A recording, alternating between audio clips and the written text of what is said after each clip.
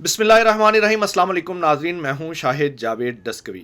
ناظرین، اس وقت پاکستان ایک بار پھر دہشت گردی کا شکار ہے۔ دہشت گردوں اور ان کے سہولت کاروں کا مذہب اور نظریے سے کوئی تعلق نہیں، وہ پاکستان اور اس کے عوام کے دشمنوں کی پراکسیز ہیں۔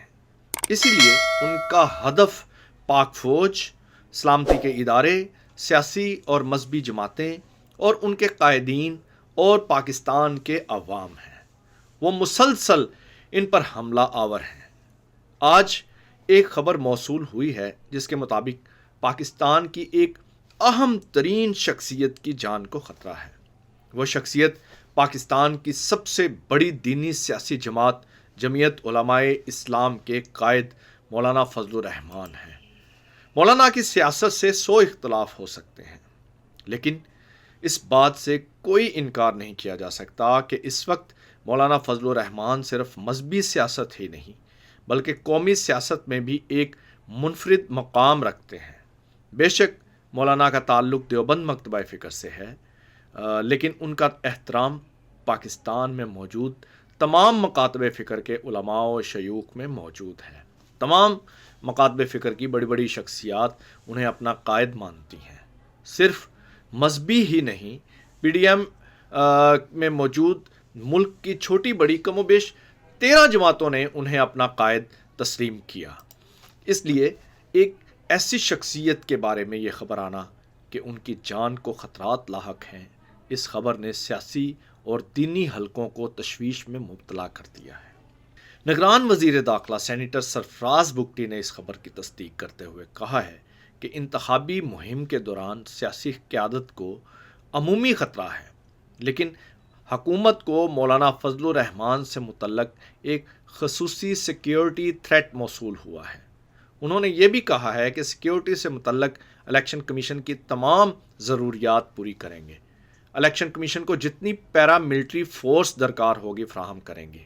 الیکشن مہم کے دوران سیاستدانوں کو سیکیورٹی خطرات ہیں۔ ناظرین، باقی سیاسی جماعتوں کے قائدین کو بالعموم، جبکہ قائد جمعیت مولانا فضل الرحمان کو بالخصوص سیکیورٹی خطرات ہیں۔ 8 فروری کو ملک میں عام انتخابات ہونے جا رہے ہیں۔ اس وقت سیاسی جماعتیں اور قائدین انتخابی مہم میں ہیں۔ ایسی صورتحال میں اس قسم کا خطرہ تشویشناک ہے۔ غالباً بدھ کے روز مولانا فضل الرحمان نے خود اس بات کا خدشہ ظاہر کیا تھا کہ 2 صوبے بدامنی کی لپیٹ میں ہیں، یعنی وہاں دہشت گردی ہو رہی ہے۔ کیا اس صورتحال میں انتخابی مہم چلائی جا سکتی ہے؟ اور ابھی اس بیان کو 4 روز ہی گزرے ہیں کہ ان کے اپنے بارے میں یہ خبر آ گئی کہ ان کی جان کو خطرہ ہے۔ ناظرین، جمعیت علماء اسلام پہلے ہی دہشت گردی کا شکار ہے، وہ پہلے ہی دہشت گردوں کے نشانے پر ہے۔ ابھی باجوڑ سانحہ میں شہید ہونے والے جمعیت کے قائدین، علماء اور شیوخ اور کارکنان کے کفن بھی میلے نہیں ہوئے۔ یہ سانحہ بہت تکلیف دہ تھا، جس میں بہت سی قیمتی جانیں چلی گئیں۔ یہی نہیں، دہشت گردی کا ہر سانحہ تکلیف دہ ہے۔ معصوم اور بے گناہ شہری شہید ہو رہے ہیں، بہت سے معذور اور زخمی ہو رہے ہیں۔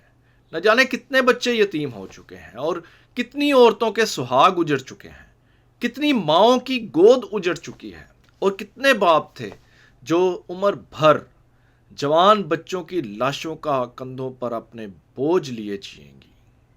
پاک فوج، سلامتی کے ادارے، پولیس اور قانون نافذ کرنے والے تمام ادارے اس ناسور کا ڈٹ کر مقابلہ کر رہے ہیں۔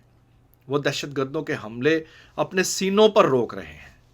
دہشت گردی کے خاتمے کے لیے عسکری اور سیاسی قیادت دن رات ایک کیے ہوئے ہے۔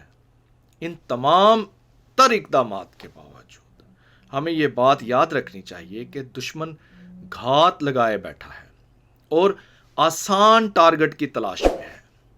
دشمن کے لیے نہ کوئی پی ٹی آئی کا ہے، نہ کوئی جمعیت کا، نہ کوئی پیپلز پارٹی کا ہے اور نہ کوئی نون لیگ کا، نہ کوئی شیعہ ہے اور نہ کوئی سنی۔ اس کے لیے ہم سب پاکستانی ہیں اور وہ ہم سب کا دشمن ہے، ہم سب کو مارنا چاہتا ہے۔ ملک اب مزید کسی سانحے کا متحمل نہیں ہو سکتا۔ اللہ کریم مولانا فضل الرحمان سمیت تمام سیاسی اور مذہبی جماعتوں کے قائدین کو اپنے حفظ و امان میں رکھے، پاک سرزمین پر بسنے والے ہر شہری کو اپنے حفظ و امان میں رکھے اور امن نصیب کرے۔ ناظرین، مولانا کو جاری ہونے والے تھریٹ کو نظر انداز نہیں کرنا چاہیے۔ جہاں مولانا اور ان کی جماعت کو احتیاط سے کام لینا چاہیے، اپنی موبلائزیشن کم کرنی چاہیے، اپنی سیکیورٹی پر زیادہ توجہ دینی چاہیے، وہاں ریاست کو بھی چاہیے کہ وہ مولانا سمیت تمام سیاسی قائدین کی فول پروف سیکیورٹی کا بندوبست کرے، اور مولانا کے چند روز قبل اٹھائے گئے سوال پر بھی سنجیدگی سے توجہ دینے کی ضرورت ہے کہ جب ملک کے 2 صوبے دہشت گردی کا شکار ہیں تو انتخابی مہم کیسے چلائی جا سکتی ہے۔ اس پر وفاقی اور صوبائی حکومتیں، عسکری قیادت، الیکشن کمیشن، تمام سیاسی جماعتوں کی قیادتیں سر جوڑ کر بیٹھیں اور اس بات پر غور کریں کہ دہشت گردی کے اس ماحول میں انتخابات کا انعقاد ممکن ہے؟ یہ آج کا سب سے اہم ترین سوال ہے جس کا جواب یہی اسٹیک ہولڈرز تلاش کر کے دے سکتے ہیں۔ اسی کے ساتھ اپنا اور اپنے چاہنے والوں کا خیال رکھیے گا۔ اجازت دیجیے، اللہ حافظ۔